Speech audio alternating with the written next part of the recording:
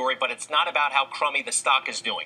It's actually a new policy that Facebook is kicking around. Right now, technically, you have to be 13 years or older to be on Facebook. Oh, please. Yes, there are millions of kids younger than 13 who are on Facebook against policy. Facebook has recognized this. They're developing a technology, I believe, that will allow kids younger than 13 to get on Facebook, but I think their parents have to be involved. So they're recognizing that this is happening anyway. They want to address it. All right, psychologist Dr. Jeff Gardier and social media expert Chris Dessi are here. Plus, we have an expert, Aaron, 13 years old.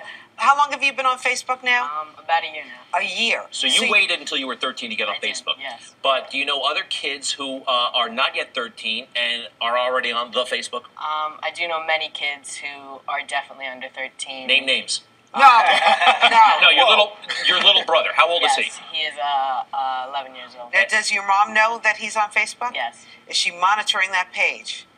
No. Listen, Chris. Your mom is failing. Wait, in your mom's defense, Mom, I will tell you the same thing.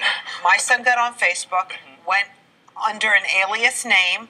It was very difficult for me, who's not completely tech savvy, to keep an eye on what he was doing. Dr. Jeff Gardier, it's happening. Yeah, I agree with you. Even I, as a parent and as a psychologist, I give the advice parents should monitor what their kids are doing. But the fact is, we really don't have the time. So I think this is a good thing that we're getting parents involved very early on, because it's more training, better training for the parents to be more involved with their kids and train their kids very early on as to what happens. Chris Dessi is a social media expert. He does this stuff for a living. Chris, tell us, what is Facebook actually doing here?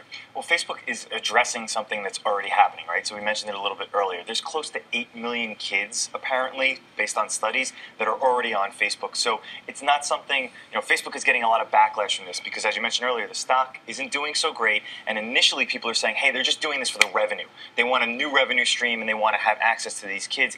That's not necessarily the case. It's kind of like take a minute and step back. They've been working on this for over a year because they're addressing this issue. Initially, they didn't have kids online under 13 because there were government regulations that they just said, listen, we're not going to deal with it. And this is more in terms of giving the tools to the parents, appropriate tools to the parents, so that they can say, listen, we're going to allow kids, it's going to be in an insulated environment. How are they going to police it? They couldn't police it before, they're going to police it now. Tough. I can't get my Facebook page down. A million times I've tried to take it down. Well, but I think this is really the good thing here. In getting parents involved early, again, I want to reiterate this, it's not about parents monitoring all the time, but getting them into the habit of being with their kids on Facebook, because they really can't look at what kids are doing all the time. So just getting that habit of being with your kid and training your child very early on, because he's going to do whatever the heck he wants to do, right? Aaron, it was easy to set up your Facebook account, right? It's not like you had to go get a fake ID. You just clicked a couple of boxes. Yeah, and it's a very easy thing, and I have many friends on Facebook who, like, every week I look on and it tells me that their birthday's this week. And how old are they? That they're 26 or 42 or 19. And it's that's not right. Well, there's a sense out there, encouraged in large part by Rosanna, that all kids are up to no good on the internet. What do you and your friends do on Facebook?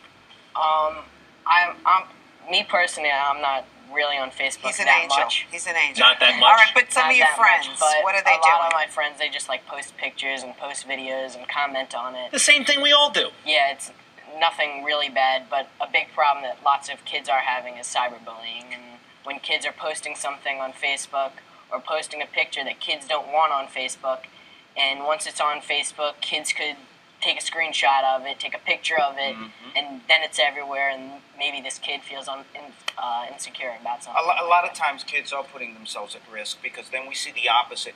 We see much older people now saying that they're 15 or 16. In fact, they may be in their 30s or 40s, and that's where the predators come in. So that's why it's important to have parents involved as early as possible. Even for kids who are 13 or 14, I'd love to see parents once in a while sit in and see what's going on. You know, the problem is sometimes you don't know your kids are on it, so you can't friend them. That's if you right. know they're on it, you can friend them. Right. And then, you know, like I said, I have a group of my son's kids' ages, because they're going into colleges.